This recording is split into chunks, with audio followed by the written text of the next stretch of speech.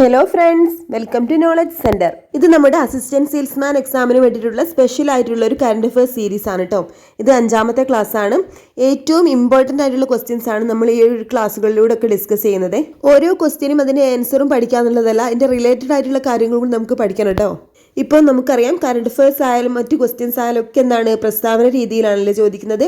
അപ്പോൾ ഒരു ക്വസ്റ്റ്യനും അതിൻ്റെ ആൻസറും പഠിച്ചു പോയിട്ട് കാര്യമില്ല, അതിൻ്റെ എല്ലാ റിലേറ്റഡ് ആയിട്ടുള്ള കാര്യങ്ങളും നമ്മൾ എന്താണ്, പ്രധാനപ്പെട്ട കാര്യങ്ങളൊക്കെ നമ്മൾ പഠിക്കണം.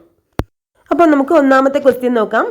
ജാഫർ ഹസന് ഏത് രാജ്യത്തെ പുതിയ പ്രധാനമന്ത്രിയായി നിയമിതനായ വ്യക്തിയാണ്?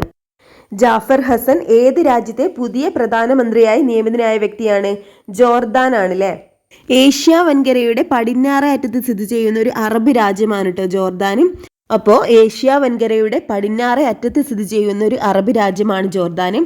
അവിടെ എന്താണ്, ഭരണഘടനാ രാജവാഴ്ചയാണ് കേട്ടോ ഇപ്പോൾ നിലവിലുള്ളത്. എന്താണ്, ഭരണഘടനാ രാജവാഴ്ചയാണ് കേട്ടോ.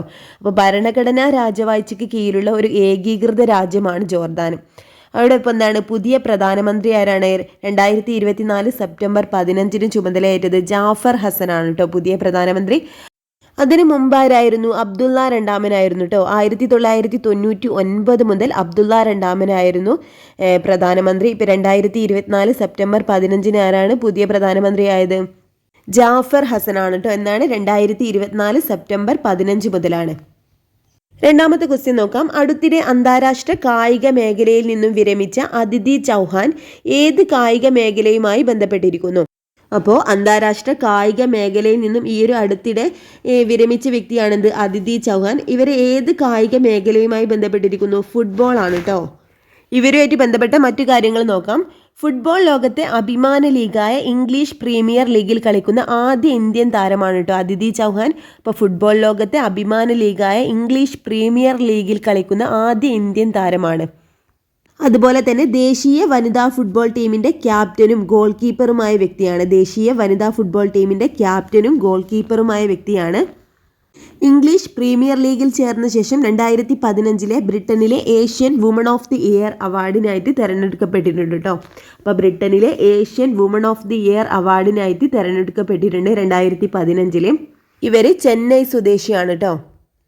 അപ്പോൾ ജാഫർ ഹസൻ ഏത് രാജ്യത്തെ പുതിയ പ്രധാനമന്ത്രിയായി നിയമിതനായ വ്യക്തിയാണ്? ജോർദാനാണ്. 2024 സെപ്റ്റംബർ 15 മുതലാണ്. അടുത്തിടെ അന്താരാഷ്ട്ര കായിക മേഖലയിൽ നിന്നും വിരമിച്ച അദിതി ചൗഹാൻ ഏത് കായിക മേഖലയുമായി ബന്ധപ്പെട്ടിരിക്കുന്നു? ഫുട്ബോൾ ആണ്. അപ്പോൾ 2025 ജൂലൈ 17 കേട്ടോ വിരമിച്ചത്. ഈ വർഷം ജൂലൈ 17 വിരമിച്ചത്. ഇന്ത്യൻ വനിതാ ഫുട്ബോൾ ടീമിന്റെ ഗോൾ കീപ്പർ എന്നാണ് അറിയപ്പെടുന്നത്. അടുത്ത ക്വസ്റ്റ്യൻ. ബഹിരാകാശ നിലയത്തിലെത്തിയ ആദ്യ ഇന്ത്യൻ ബഹിരാകാശ സഞ്ചാരിയായ ശുഭാൻഷു ശുക്ല നിലയത്തിൽ എത്ര ദിവസമാണ് പിന്നിട്ടത്? 18 ദിവസമാണ് കേട്ടോ.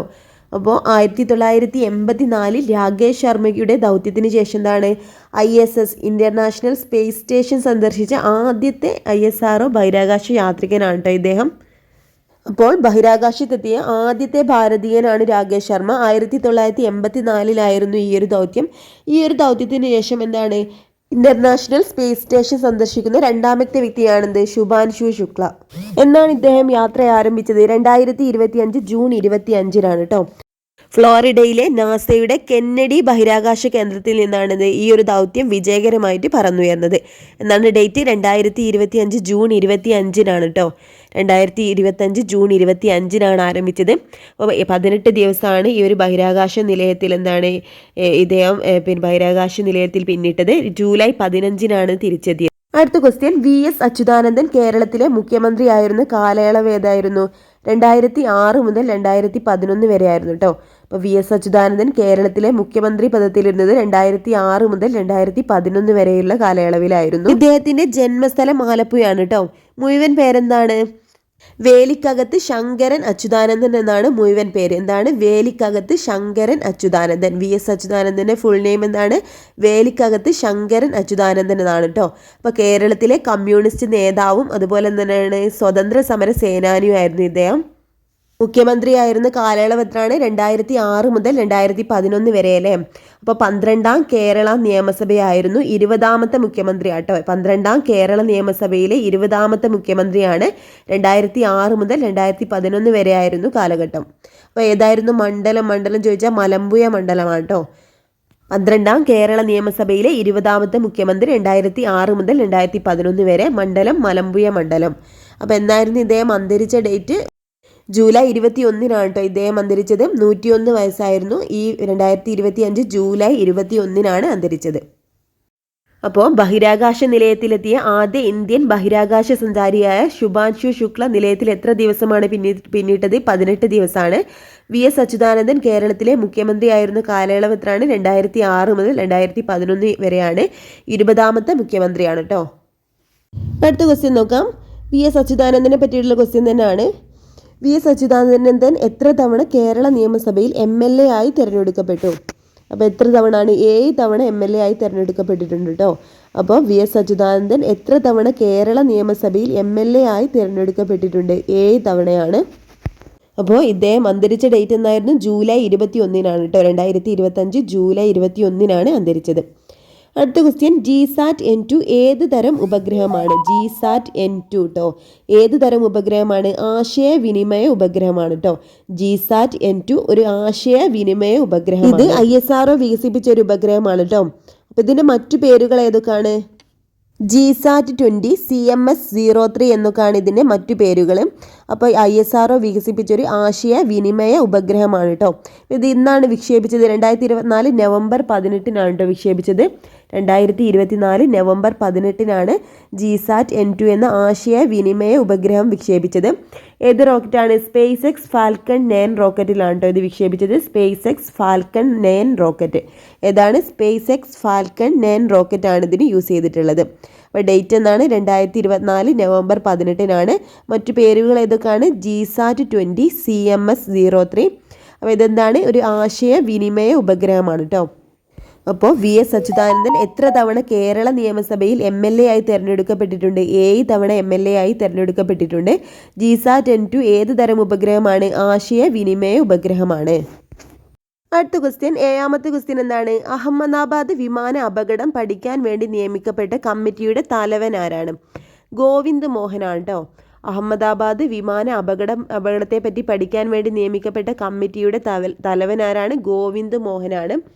എന്നായിരുന്നു ഈ ഒരു അപകടം നടന്നത്? 2025 ജൂൺ 12-നാണ് കേട്ടോ. 2025 ജൂൺ 12-നാണ്. ബോയിങ് 787-8 ഡ്രീം ലൈനർ വിമാനമാണ് കേട്ടോ അപകടത്തിൽപ്പെട്ടത്. ഏതാണ്? ബോയിങ് 787-8 ഡ്രീം ലൈനർ വിമാനമാണ്. 2025 ജൂൺ 12-നാണ് അപകടത്തിൽപ്പെട്ടത്. ആരാണ് ഈ ഒരു അപകടത്തെ പറ്റി പഠിക്കാൻ നിയമിക്കപ്പെട്ട കമ്മിറ്റിയുടെ തലവൻ? ഗോവിന്ദ് മോഹനാണ് കേട്ടോ. ഇനി അടുത്ത ക്വസ്റ്റ്യൻ ആണ്, ആക്സിയം 4 ദൗത്യത്തിലേക്ക് തിരഞ്ഞെടുക്കപ്പെട്ട ഇന്ത്യൻ ബഹിരാകാശ ശാസ്ത്രജ്ഞനായ ശുഭാൻശു ശുക്ലയുടെ ജന്മദേശം എവിടെയാണ്? ലക്നൌവിലാണ്. നമ്മൾ നേരത്തെ പറഞ്ഞിട്ടുണ്ടായിരുന്നു അല്ലേ, ലക്നൌവിലാണ് ഇദ്ദേഹത്തിൻ്റെ ജന്മദേശം. അപ്പോൾ ആക്സിയം 4 ദൗത്യത്തിലേക്കാണ് ഇദ്ദേഹത്തെ തിരഞ്ഞെടുക്കപ്പെട്ടിട്ടുണ്ടായിരുന്നത്. അപ്പോൾ അഹമ്മദാബാദ് വിമാന അപകടത്തെ പറ്റി പഠിക്കാൻ വേണ്ടി നിയമിക്കപ്പെട്ട കമ്മിറ്റിയുടെ തലവൻ ഗോവിന്ദ് മോഹനാണ്. 2025 ജൂൺ 12-നായിരുന്നു അപകടം നടന്നത്. ആക്സിയം 4 ദൗത്യത്തിലേക്ക് തിരഞ്ഞെടുക്കപ്പെട്ടിട്ടുണ്ടായിരുന്ന ഇന്ത്യൻ ബഹിരാകാശ ശാസ്ത്രജ്ഞനായ ശുഭാൻശു ശുക്ലയുടെ ജന്മദേശം ലക്നൗ ആണ് കേട്ടോ. ഉത്തർപ്രദേശിലെ ലക്നൗ ആണ് ജന്മദേശം. അടുത്ത ക്വസ്റ്റ്യൻ, ഇന്ത്യ സിന്ധു നദീജല കരാറിൽ നിന്നും പിൻവാങ്ങിയതിൻ്റെ പശ്ചാത്തലത്തിൽ പാകിസ്ഥാൻ സിംല കരാറിൽ നിന്നും പിൻവാങ്ങിയത് എന്നാണ്? അപ്പോൾ 2025 ഏപ്രിൽ 24-നാണ് പാകിസ്ഥാൻ സിംല കരാറിൽ നിന്നും പിൻവാങ്ങിയത്. അപ്പോൾ എന്തായിരുന്നു ഇതിനൊരു പശ്ചാത്തലം? പഹൽഗാം ഭീകരാക്രമണത്തെ തുടർന്നാണ് അല്ലേ ഇങ്ങനെയുള്ള സംഭവങ്ങളൊക്കെ ഉണ്ടായത്. 2025 ഏപ്രിൽ 22-നായിരുന്നു കേട്ടോ ഈ ഒരു ഭീകരാക്രമണം. എന്നായിരുന്നു? 2025 ഏപ്രിൽ 22-ന്. ഈ വർഷം ഏപ്രിൽ 22-നായിരുന്നു പഹൽഗാം ഭീകരാക്രമണം. ജമ്മു കാശ്മീരിലെ പഹൽഗാമിലെ വിനോദസഞ്ചാരികൾക്ക് നേരെ നടന്നൊരു ഭീകരാക്രമണമായിരുന്നു കേട്ടോ. എന്നായിരുന്നു? ഏപ്രിൽ 22-നായിരുന്നു. ഈ ഒരു ഭീകരാക്രമണത്തെ തുടർന്ന് എന്താണ്? ഏപ്രിൽ 23-നാണ് ഇന്ത്യ സിന്ധു നദീജല കരാറിൽ നിന്നും പിൻവാങ്ങിയത്. എന്താണ് ഈ ഒരു സിന്ധു നദീജല കരാർ എന്ന് പറയുന്നത്? 1960 സെപ്റ്റംബർ 19-ന് ഇന്ത്യൻ പ്രധാനമന്ത്രിയായ നെഹ്റുവും അതുപോലെ എന്താണ് പാകിസ്ഥാൻ പ്രസിഡന്റായ അയ്യൂബ് ഖാനും തമ്മിൽ ഒപ്പുവെച്ച ഒരു കരാറാണ് കേട്ടോ ഇത്. എന്താണ് ഈ ഒരു കരാറിൽ പറയുന്നത്? ഈ ഒരു കരാർ പ്രകാരം ബിയാസ്, രവി, സത്ലജ് എന്നീ നദികളുടെ നിയന്ത്രണം ഇന്ത്യക്കും അതുപോലെ എന്താണ് സിന്ധു, ധലം, ചിനാബ് നദികളുടെ നിയന്ത്രണം പാകിസ്ഥാനും ആയിരുന്നു. 1960 സെപ്റ്റംബർ 19 ഈ ഒരു കരാർ ഒപ്പുവെക്കുന്നത്. നെഹ്റുവും അതായത് പാകിസ്ഥാൻ പ്രസിഡന്റ് ആയിരുന്ന അയൂബ് ഖാനും തമ്മിലായിരുന്നു ഈ ഒരു കരാർ ഒപ്പുവെച്ചിട്ടുണ്ടായിരുന്നത്. ഇത് 2025 ഏപ്രിൽ 22 പഹൽഗാമിലുണ്ടാകുന്ന ഭീകരാക്രമണത്തെ തുടർന്ന് ഏപ്രിൽ 23 ഈ ഒരു സിന്ധു നദീജല കരാറിൽ നിന്നും ഇന്ത്യ പിൻവാങ്ങിയത്. ഇനി എന്താണ് സിംല കരാർ? 1972 ജൂലൈ 2 ഉണ്ടാക്കിയ ഒരു കരാറാണ് കേട്ടോ. 1972 ജൂലൈ 2 കേട്ടോ. അതായത് ഇന്ത്യൻ പ്രധാനമന്ത്രിയായിട്ടുള്ള ഇന്ദിരാഗാന്ധിയും അതുപോലെ പാകിസ്ഥാൻ പ്രസിഡന്റായിട്ടുള്ള സുൽഫിക്കർ അലി ഭൂട്ടോയുമാണ് ഈ ഒരു കരാറിൽ ഒപ്പുവെച്ചിട്ടുള്ളത്. ആരൊക്കെയാണ്? ഇന്ദിരാഗാന്ധിയും അതുപോലെ പാകിസ്ഥാൻ പ്രസിഡന്റായിട്ടുള്ള സുൽഫിക്കർ അലി ഭൂട്ടോയുമാണ് കേട്ടോ ഷിംല കരാറിൽ ഒപ്പുവെച്ചത്. എന്നാണ്? 1972 ജൂലൈ 2 ഈ ഒരു കരാറിൽ എന്താണ് പറയുന്നത്? ഈ കരാറിന്റെ തൊട്ടു മുൻ വർഷത്തിലൊക്കെ ഇരു രാജ്യങ്ങളും തമ്മിൽ നടന്നിട്ടുള്ള യുദ്ധത്തിൽ യുദ്ധ തടവുകാരായിട്ട് പിടിക്കപ്പെട്ടിട്ടുണ്ടായിരുന്ന പാകിസ്ഥാൻ തടവുകാരെ മോചിപ്പിച്ചതും അതുപോലെ എന്താണ് ബംഗ്ലാദേശിന്റെ സ്വാതന്ത്ര്യത്തിലേക്ക് നയിച്ചതൊക്കെ ഈ ഒരു കരാറാണ് കേട്ടോ. അതുപോലെ തന്നെ LOC ലൈൻ ഓഫ് കൺട്രോൾ നിലവിൽ വന്നു. പാകിസ്ഥാനും അതുപോലെ ഇന്ത്യയും ഇടയിലുള്ള നിയന്ത്രണ രേഖയാണ് LOC. ഇത് നിലവിൽ വന്നത് എന്താണ്? രണ്ട് രാജ്യങ്ങളും അംഗീകരിച്ചു ഈ ഒരു ഷിംല കരാർ പ്രകാരമാണ്. അപ്പോൾ ഈ ഒരു ഡേറ്റ് പഠിക്കട്ടോ, 1972 ജൂലൈ 2. അപ്പോൾ ഈ ഒരു ഷിംല കരാറും അതുപോലെ തന്നെ എന്താണ് സിന്ധു നദീജല കരാറും തമ്മിൽ മാറിപ്പോയത് ഡേറ്റും അതുപോലെ തന്നെ ഒപ്പുവെച്ച ആളൊന്നും മാറിപ്പോയത്. സിന്ധു നദീജല കരാറിൽ ഒപ്പുവെച്ചത് ആരൊക്കെയായിരുന്നു? നെഹ്റുവും മുഹമ്മദ് അയ്യൂബ് ഖാനുമാണ്. ഏതായിരുന്നു വർഷം? 1960 കേട്ടോ. 1960 സെപ്റ്റംബർ 19 ഈ സിന്ധു നദീജല കരാറിൽ ഒപ്പുവെച്ചത്. അപ്പോൾ ഷിംല കരാറിൽ ഒപ്പുവെച്ചത് എന്നാണ്? 1972 ജൂലൈ 2 കേട്ടോ. 1972 ജൂലൈ 2 അതാരൊക്കെയായിരുന്നു? ഇന്ദിരാഗാന്ധിയും സുൽഫിക്കർ അലി ഭൂട്ടോയുമാണ്. അപ്പോൾ ഈ ഒരു വർഷം ഏപ്രിൽ 22 പഹൽഗാം ഭീകരാക്രമണം. അതിനെ തുടർന്ന് എന്താണ്? ഏപ്രിൽ 23 സിന്ധു നദീജല കരാറിൽ നിന്ന് ഇന്ത്യ പിന്മാറിയത്. ഇതിനെ തുടർന്ന് എന്താണ്? ഏപ്രിൽ 24 പാകിസ്ഥാൻ സിംല കരാറിൽ നിന്നും പിൻവാങ്ങിട്ടോ. തൊട്ടടുത്തുള്ള ഓരോ ദിവസവും അടുത്തടുത്ത ദിവസങ്ങളാണ്. ഏപ്രിൽ 22 ഭീകരാക്രമണം. 23 എന്താണ്? സിന്ധു നദീജല കരാറിൽ നിന്നും പിൻവാങ്ങി. 24 എന്താണ്? പാകിസ്ഥാൻ സിംല കരാറിൽ നിന്നും പിൻവാങ്ങിട്ടോ. അടുത്തത് 10ാമത്തെ ക്വസ്റ്റ്യൻ എന്താണ്? മൂന്നാം മോദി ഗവൺമെന്റ് രൂപീകരിച്ച 8 ക്യാബിനറ്റ് കമ്മിറ്റികളിൽ പ്രധാനമന്ത്രി അംഗമല്ലാത്ത കമ്മിറ്റി ഏതെന്നാണ് കേട്ടോ. മൂന്നാം മോദി ഗവൺമെന്റ് രൂപീകരിച്ച 8 കമ്മിറ്റികളിൽ പ്രധാനമന്ത്രി അംഗമല്ലാത്ത കമ്മിറ്റി ഏതെന്നാണ്? പാർലമെന്ററി കാര്യ കമ്മിറ്റിയാട്ടോ. പ്രധാനമന്ത്രി അംഗമല്ലാത്ത കമ്മിറ്റിയാണ് പാർലമെന്ററി കാര്യ കമ്മിറ്റി. ഏതൊക്കെയായിരുന്നു ആ 8 കമ്മിറ്റികൾ നോക്കാം.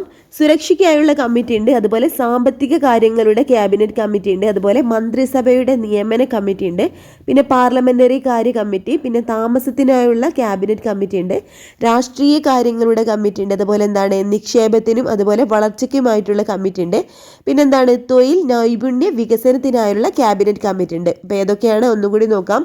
സുരക്ഷയ്ക്കായുള്ള കമ്മിറ്റി, സാമ്പത്തിക കാര്യങ്ങളുടെ ക്യാബിനറ്റ് കമ്മിറ്റി, മന്ത്രിസഭയുടെ നിയമന കമ്മിറ്റി ഉണ്ട്, അതുപോലെ പാർലമെന്ററി കാര്യ കമ്മിറ്റി, താമസത്തിനായുള്ള ക്യാബിനറ്റ് കമ്മിറ്റി, രാഷ്ട്രീയ കാര്യങ്ങളുടെ ക്യാബിനറ്റ് കമ്മിറ്റി, നിക്ഷേപത്തിനും വളർച്ചയ്ക്കുമായിട്ടുള്ള കമ്മിറ്റി, അതുപോലെ തൊഴിൽ നൈപുണ്യ വികസനത്തിനായിട്ടുള്ള കമ്മിറ്റി.